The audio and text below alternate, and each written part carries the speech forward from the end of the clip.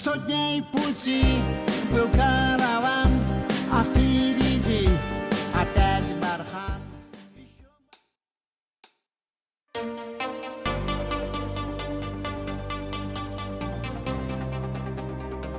Уважаемый президент Гурбангулы Бердымухамедов обменялся мнениями о современном искусстве и направлениями его развития со своим внуком Керимом.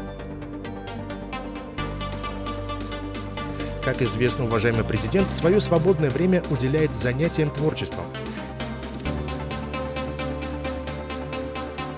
Всем известно, что уважаемый президент еще подростком ходил в школьный музыкальный кружок, глубоко вникая в основы этого искусства. Керим представил деду ноты создаваемого произведения искусства, продемонстрировав особенности, обеспечивающие гармонию текста и музыки песни.